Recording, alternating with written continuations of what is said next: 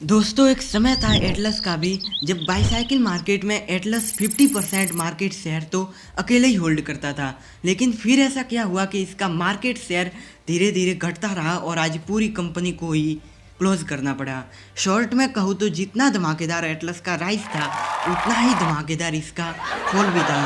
तो आज की केस स्टडी भी बड़ी ही धमाकेदार और इंटरेस्टिंग है compare to other videos. So watch the video till the end. कहानी की शुरुआत होती है जानकी दास कपूर से, जो सोनीपत हरियाणा की एक मिडिल क्लास फैमिली से बिलोंग करते थे। एक बार की बात है जब वे कोई 12-13 साल के थे और रोड पे से गुजर रहे थे और किसी चलती हुई साइकिल को देखा।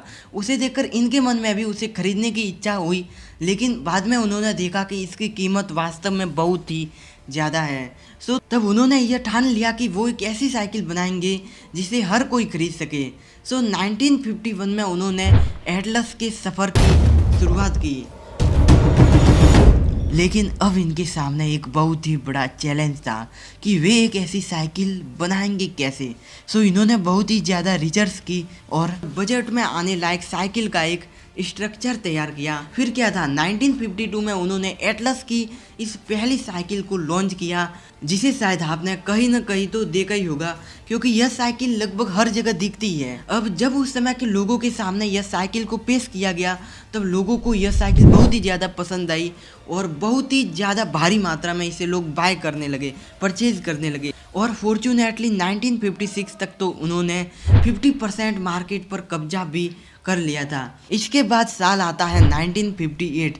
1958 एटलस के लिए बहुत ही ज़्यादा खास है क्योंकि इस साल उन्होंने पहली बार म्यांमार और साउथ अफ्रीका में साइकिल का एक्सपोर्ट किया था।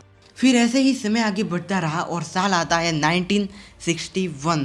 1961 में इन्होंने पहली बार 10 लाख साइकिल बेचने का आंकड़ा पूरा किया और इस ऐड को या फिर पोस्टर को आपने शायद कहीं ना कहीं तो उस समय देखा ही होगा। साथ ही उस समय तक एटलस इंडिया की सबसे बड़ी साइकिल मैन्युफैक्चरिंग कंपनी भी बन जाती है, जो हर साल लगभग 40 लाख साइकिल का प्रोडक्शन करती थी। और उस समय एटलस के लिए यही सबसे बड़ा एडवांटेज था। लेकिन आगे चलकर उसका यही एडवांटेज उनके लिए एक डिसऑर्डर बन जाता है और सबसे बड़ी चिंता का विषय बन जाता है, जो कि अंत में कंपनी को डुबा देता है। लेकिन यह कैसे होता है ये तो आप वीडियो एंड तक देखो, पता चल जाएगा। फिर 1967 में जानकी दास कपूर जी की डेथ हो जाती है और उनके बेटे जयदेव कपूर अब कंपनी के सीईओ बनते हैं। लेकिन जैसे ही जयदेव कपूर के हाथ में कंपनी की बागडोर आती है, पूरा मार्केट का ट्रेंड चेंज हो जाता है। अब लोगों को फैशनेबल और ट्रेंडी साइकिल बहुत ही ज़्यादा पसंद आने लगी थी और साथ ही मार्केट में हीरो जैसी बड़ी बड़ी दिग्गज कंपनियां भी एंटर कर रही थी। लेकिन एटलस समय पर उस ट्रेंड पर टैप नहीं कर पाया, जिसका खामियाजा कंपनी को बहुत जल्दी भुगतना पड़ा और कंपनी का धीरे धीरे मार्केट शेयर कम होने लगा। अंत में 1978 में जाकर कंपनी ने फैशनेबल और ट्रेंडी साइकिल को लॉन्च करना शुरू किया, लेकिन तब तक मार्केट का ट्रेंड रीचेंज हो गया था और अब लोगों की बाइंग पावर बढ़ चुकी थी।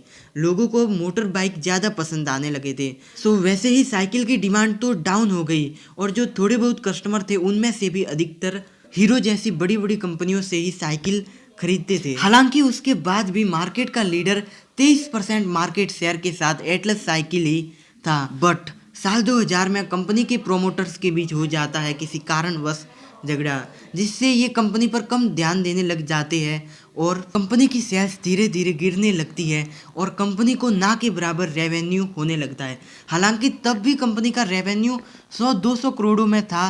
तो फिर कंपनी को बंद करने की नौबत क्यों आई?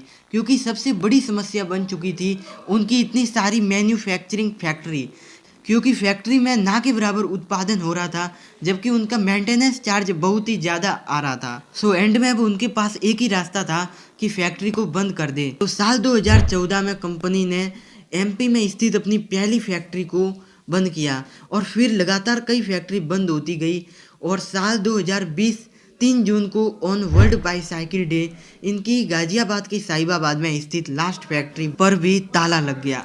लेकिन अब लोगों का सबसे बड़ा सवाल यह है कि क्या कंपनी वापस से बाउंस बैक करेगी? तो इसका जवाब तो आपको फ्यूचर में ही पता चलेगा, क्योंकि कंपनी के जो लास्ट सीईओ थे एनपीएस राणा, उनका कहना था कि साहिबाबाद की फैक्ट्री को सिर्फ टेम्परेरी क्लोज ही किया हुआ है। जब कंपनी के पास 50 करोड़ तक का फंड इकट्ठा हो जाएगा तो फैक्ट्री को रीओपन कर दिया जाएगा। लेकिन भैया 50 करोड़ तक का फंड आएगा कहाँ से? तो इसके लिए कंपनी के पास कई सारे सरप्लस लैंड पड़े हैं जिन्हें सेल करके वह 50 करोड़ तक का फंड इकट्ठा कर देगी। लेकिन फ्यूचर में होगा क्या, ये तो वक्त ही बताएगा। बाकी फिलहाल के लिए वीडियो पसंद आए तो वीडियो को लाइक कर देना, चैनल पर भी नए हो तो सब्सक्राइब कर देना। थैंक्स फॉर वॉचिंग, मिलते हैं अगले एक और नए वीडियो में।